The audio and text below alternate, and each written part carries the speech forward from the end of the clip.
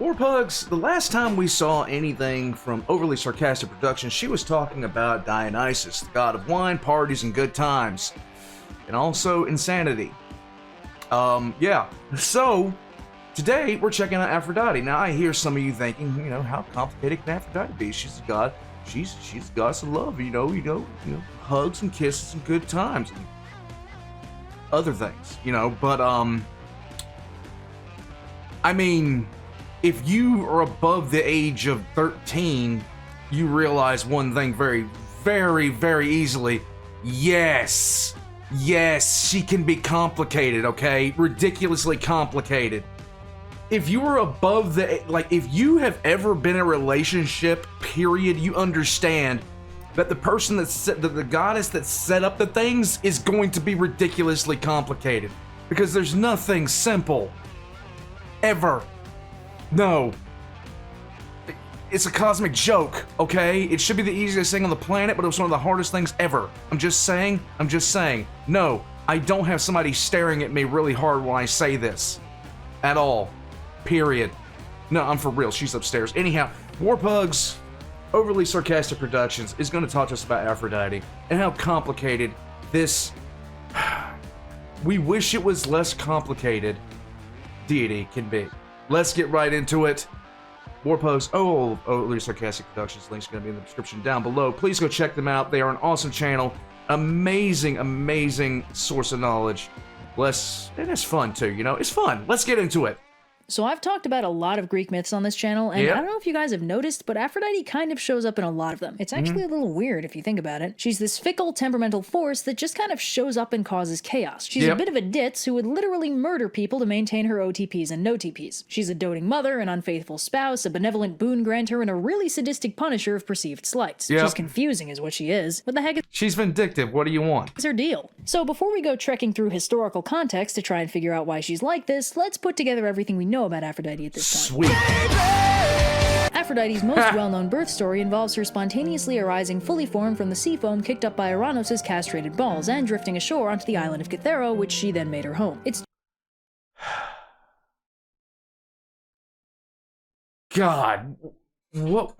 generally agreed on that Aphrodite was never a child, as she represents adult love and sexuality, so she just spontaneously appears all grown up, which is good because the alternative is pretty gross. Yeah. Grosser than the balls thing. Now, first off, Aphrodite has a big role in the Iliad, as she's almost single-handedly responsible for kicking off the Trojan War. For those unfamiliar with the premise, Eris, the goddess of discord, gets pissed when she's not invited to Achilles' parents' wedding, so she hucks a golden apple at the Olympians and says it's for the hottest goddess. Aphrodite, Hera, and Athena got all hung up on the competition, and recognizing that there was no safe answer to that particular question, Zeus fobs the responsibility off on this random Trojan kid, Paris.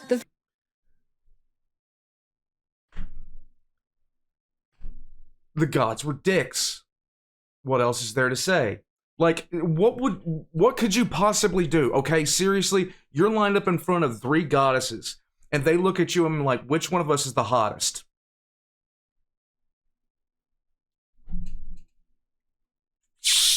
Three goddesses appear at Paris and tell him to choose which of them is the fairest, and to sweeten the deal, each goddess the hottest also offers him a gift/bribe. Hera offers to make him the ruler of all of Europe and Asia, Athena offers him wisdom and heckin' sweet battle tactics, and Aphrodite says she'll give him the most beautiful woman in the world. Paris picks the hot lady option, Aphrodite claims her prize, and gives Paris what she promised him, Helen of Troy, who happens to be married already to the volatile Spartan king Menelaus, and this causes an issue. And is additionally the subject of a giant treaty ordering pretty much every Greek king under the sun to side with her husband if anything bad happens. So this divine kidnapping unsurprisingly kicks off the Trojan War and puts Hera and Athena firmly on the opposing side from Paris, which, let's be real, having the goddesses of rulership and battle tactics opposing you in a war is not a good thing. No, it's kind of the bad thing, okay? It's kind of the suck thing. This proves to me that Aphrodite sucks.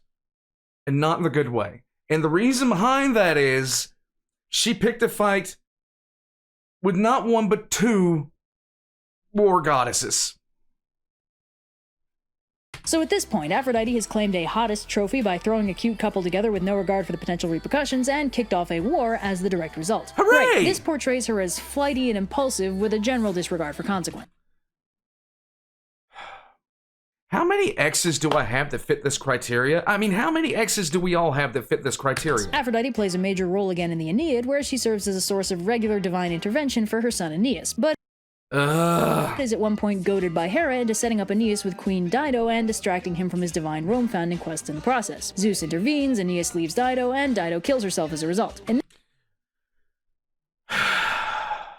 this story, Aphrodite demonstrates an unrelenting loyalty to her son, but ends up self-sabotaging when her shipping reflexes get too strong and she sets off a romantic subplot.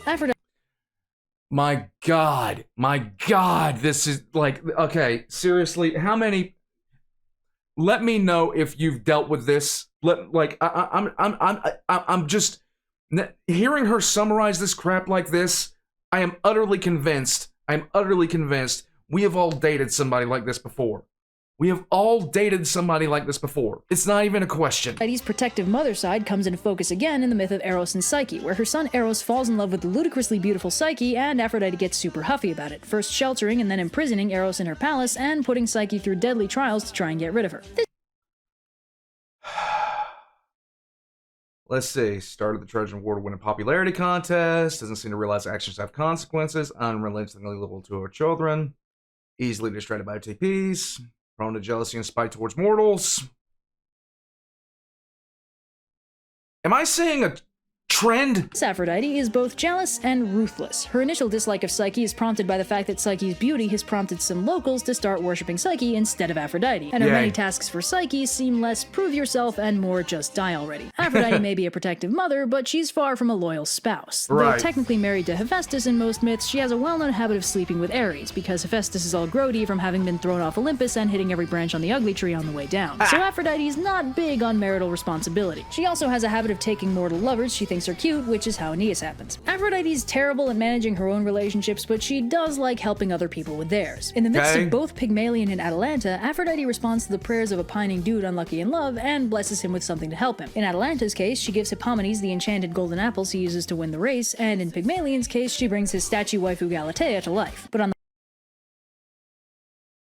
I hear every single person with a anime waifu pillow just became a big fan of hers. On the flip side, Aphrodite is really unhappy when people actively avoid relationships, which shows up most strongly in the myth of Hippolytus, a rare male hunter of Artemis who did the classic Artemis hunter thing of staying single and refusing to mingle. This pissed off Aphrodite so much that she made Hippolytus' stepmother Phaedra fall in love with him, and when he rejected her advances, she told his father Theseus he had assaulted her, then Why? and killed herself. Theseus calls in a favor from Poseidon and has Hippolytus killed in retribution. It's a really nasty situation. Now, there's a ton of myths about Aphrodite I haven't talked about, but they all generally fall into one of these categories. Aphrodite sleeps around, Aphrodite gets pissed and ruins someone's life, Aphrodite thinks the ship is cute and makes it canon no matter the consequences, and Aphrodite is a very overprotective mother. So now that we've got something of a concrete feel for where Aphrodite's character was at by the time of classical Greece, let's start talking about how she got that way. Now, like I talked about in the Dionysus video, before ancient Greece got going around the 700s BC, there were two major historical intervals that are relevant to this kind of thing. Mycenaean Greece between the 1600s and 1100s BC, and the post-Bronze Age collapsed Greek Dark Ages filling in the centuries in between. We don't have any written records from the Dark Ages, but in that intervening period, all the gods got shuffled around, Poseidon got demoted from head god and Zeus got to be in charge, and the Mycenaean syllabic script, Linear B, was replaced by the basically Phoenician Greek alphabet. Linear B only got properly translated in the last few decades, but using that, we've been able to find written records of a lot of the Hellenistic gods from Mycenaean Greece, like Zeus, Dionysus, Persephone, etc., meaning they predated ancient Greece and were worshipped in the precursor culture of Mycenaean Greece and carried over through the Dark Ages. Again, like I mentioned in the Dionysus video, Mycenaean Greece was the ancient Greece of ancient Greece. Ancient Greek culture deliberately presented itself as a successor to Mycenaean Greece, with the Iliad and the Odyssey codified in the 700s BC in ancient Greece, but set in Mycenaean Greece. See, that's the fun part. The fun part is, the chances are that, okay, so everybody thought the Trojan War was not true. Everybody thought the Iliad was a work of fiction until they found what could be Troy. And it predates to the Bronze Age collapse. Oh boy! There was a lot of rollover, and as we discussed, Dionysus was one of the rollover gods. He was worshipped in an obscure cult capacity in Mycenaean Greece and carried on through the Dark Ages into ancient Greece proper. But if we go looking for Aphrodite's name in ye olde Mycenaean inscriptions, we come up empty. Aphrodite is not a Mycenaean goddess. So Where did she come from? Since Aphrodite isn't Mycenaean but is very relevant in the Iliad, one of the oldest ancient Greek texts we have, this gives us a concrete interval to look in for when she first showed up and or when she became an established member of the pantheon. She can't have been very relevant before the 1100s, and she can't be newer than 700. Honestly, she really can't be newer than 900, as Homer didn't write the Iliad, he just wrote it down. It had most likely already been codified in oral tradition for a century or two. So let's put a pin in this for a minute and talk about the Phoenician goddess Astarte.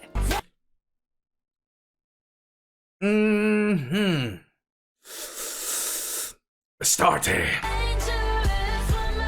Astarte is a Phoenician goddess of fertility, sex, war, and the planet Venus. It's amazing that Astarte is the word that is chosen to represent the Space Marines of 40k, and quite literally Astarte was a goddess of war, and fertility, and sex. And they're a bunch of sexless like every single Space Marine in 40k is a bunch of sexless nerds. Isn't that funny? References to her name first appear in the port city of Ugarit between 1450 and 1200 BC, and there's evidence that her cult moved out along Phoenician trade routes, which reached the eastern tip of Crete. There was also a Phoenician settlement on the island of Cythera sometime in the 1400s BC, and if the name Cythera is ringing any bells, it's the mythological realm of Aphrodite and the home to her oldest temple, as well as the place she supposedly first came to shore after being born from sea foam, making it a very simple leap to suppose that this is a mythological representation of her cult coming from across the sea and making landfall there. Also, like I mentioned right at the beginning, the Phoenician alphabet was brought to Greece sometime around the Dark Ages, and it's not so unreasonable that the Phoenicians might have brought some other info with them, like a nifty cult, for example. So the general consensus is that the Phoenician cult of Astarte came to Greece, specifically Cythera, most likely in the 1400s. Astarte became Aphrodite, and in the intervening centuries, her worship spread until by the time the Iliad was being taught, she'd been firmly emplaced as a member of the pantheon. Sure, that's cool. Astarte is also Ishtar. Ishtar is the Mesopotamian god. There's so much bleed over in the pantheons. You can see it. You can see it in so many ways. The bleed over of the pantheons of the ancient world. I didn't know this, but I know who Ishtar is. Let's go. Goddess of love, sex, fertility, beauty, war, justice, political power, the planet Venus, and a bunch of other stuff. She was worshipped from 4000 BC onward and saw a major jump in popularity around 2300 BC. You may remember her from her appearance in the Underworld Myths video, where she quests into the underworld to retrieve her boyfriend Tammuz and comes into conflict with Ereshkigal, the queen of the underworld. So it might fascinate you to know that Aphrodite has a very similar myth. In the story of Adonis, Aphrodite finds the orphaned infant Adonis and gives him to Persephone to be raised in the underworld. That part is pretty unique. But when Adonis grows up to be super hot, Aphrodite and Persephone end up getting into a fight over who gets to keep him.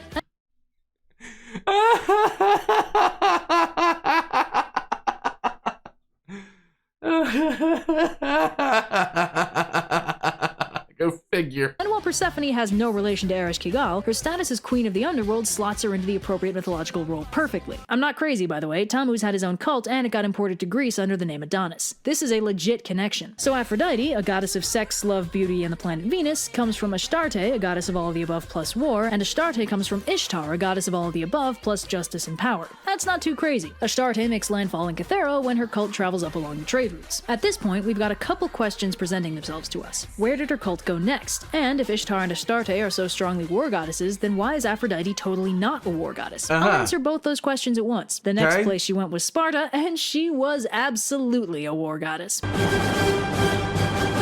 So Cythera is... This I did not know. This I had no clue about.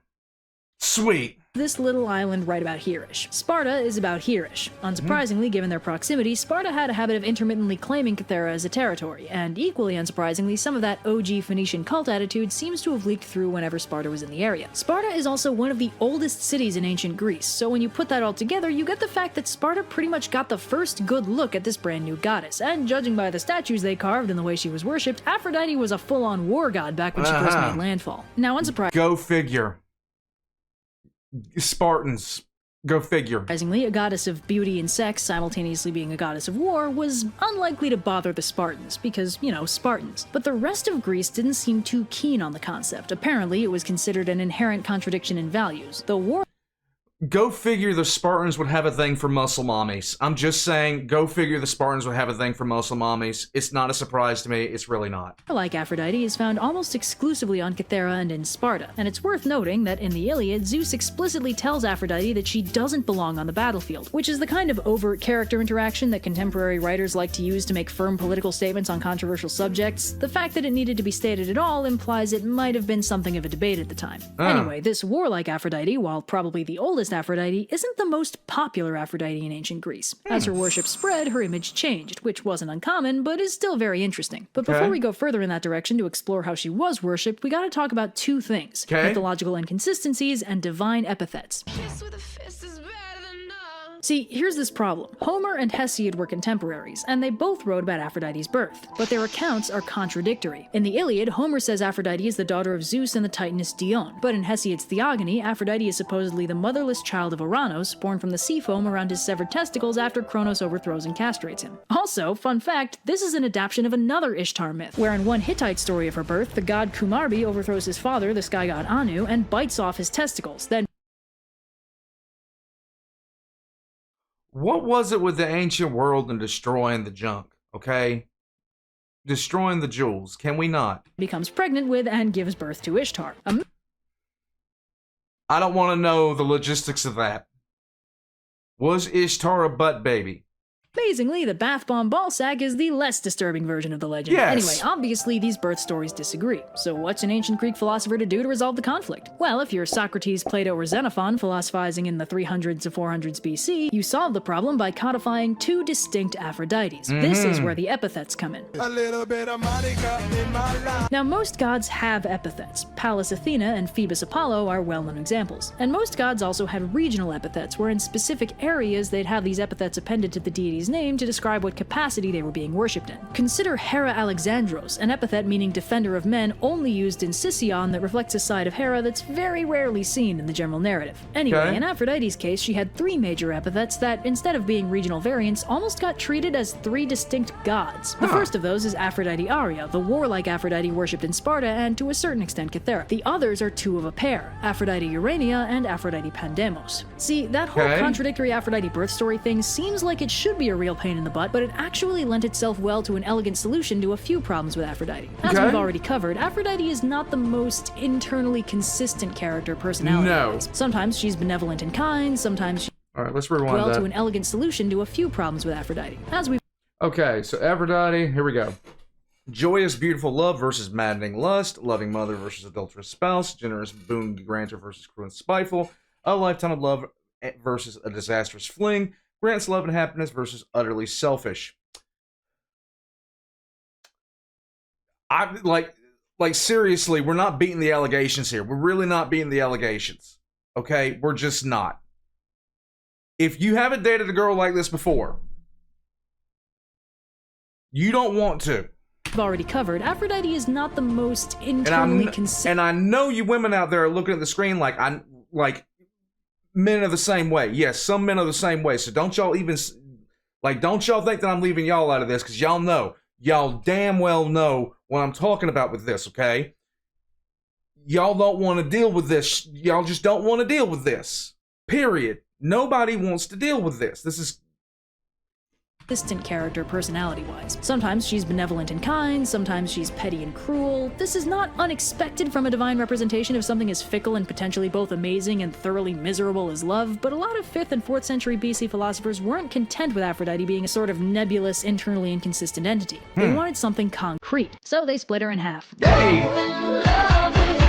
The benevolent, more quote-unquote divine half of her character went to Aphrodite Urania, who also got the motherless child of Ouranos birth story. Aphrodite Urania was presented as an embodiment of celestial love and beauty without all that yicky physical attraction stuff lumped in with it. Although take this description with a grain of salt, as it was partially codified by Christian interpreters who had a habit of distancing sex from divinity and highlighting purity as a divine trait in contrast with profanity, so it's not clear how much of this is the legit Greek angle and how much is Christianity lumping her in with the Virgin Mary, which, yes, is a thing they did. It seems a little more likely to me that any personality-splitting Aphrodite Urania experience probably fell along Greek love lines, like the separation between eros, storge, philia, mania, etc., rather than distancing physical sexual attraction from pure divine love. But who knows? Aphrodite Urania was widely worshipped in various cults, but she almost never turns up in the mythology proper. There aren't really many stories about her. The rest of her character went to Aphrodite Pandemos, almost literally the people's Aphrodite. Aphrodite Pandemos was the child of Zeus. Yes, the people's Aphrodite with the people's eyebrow. And Dione, and was ascribed the more physical side of love, aka the more carnal and less pure kind. Again, not necessarily a fully accurate description, but it's kind of all we've got. This Aphrodite is flighty, petty, willful, and impulsive. She does what she wants, when she wants, no matter the consequences. This is the Aphrodite whose name turns up in the literature. Now here's a very interesting thing to consider when examining Aphrodite Pandemos. Okay. It was actually very rare for an Olympian god to be worshipped by everybody. Looking back on ancient Greece as though it were a cohesive unit, it's easy to think that because it had a concrete pantheon, everyone worshipped everyone. But in practice, most of the gods were fairly specialized. They'd be honored on their festival days, obviously, but, well, for example, unless you're a blacksmith or craftsman, Hephaestus is unlikely to be super relevant to your everyday life. True. Zeus is the major exception, as evinced by his Pan-Hellenos epithet denoting him as a god of the whole Hellenistic world. But Aphrodite is pretty much the only other god who seems to have been relevant to almost everybody. And it makes sense, there aren't many people for whom love, sex, and beauty don't matter. So Aphrodite Pandemos is in this rare divine position of being directly relevant to nearly everybody, and this didn't go unnoticed by the greater Hellenistic world. One of her explicit divine qualities was the ability to bring large groups of people together. And if you think that seems like it could be a politically useful divine quality, you'd be right.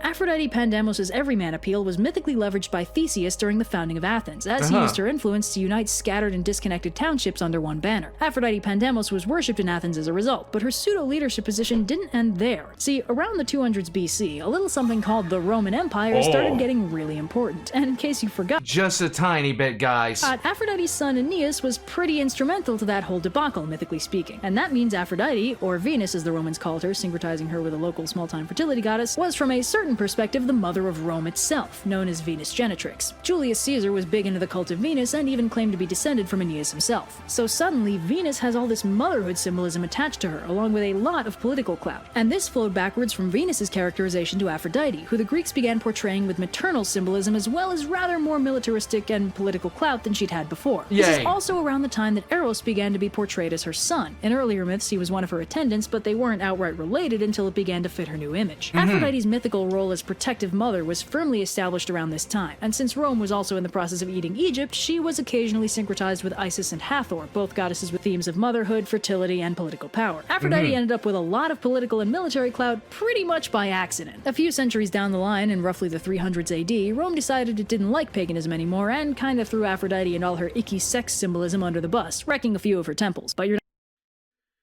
Yeah, this happened. A lot of this happened. And it's still happening today in certain parts of the world. Which sucks.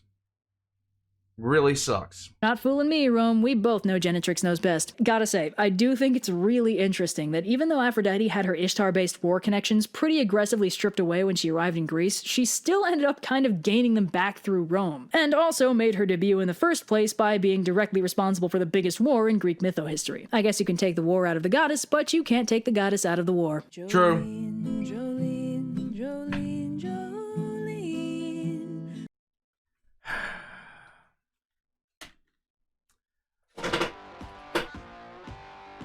Oh my god. I just heard the script of the personality archetype of several. No. Just horrific, no. War pugs. Aphrodite. Fickle. Nice. Pretty angry. Selfish. Giving. You never know. The bipolar syndrome that this goddess had is incredible. And stay away. Like, legitimately a walking red flag, okay? A walking red flag. War pugs, be careful out there. Be careful out there. The old man is here for you, and is here to help you stay away from people like this. Do not pass go. Do not collect $200. And never. I'm heading out of here. Aphrodite, crazy, no. Buck Cherry made a song about her. War pugs, I'm out. I'll catch you guys next time. All of Overly Sarcastic Productions links are in the description down below. Please go check them out. Hit the like button, subscribe, join us a member Patreon for early access. Later, Warpugs.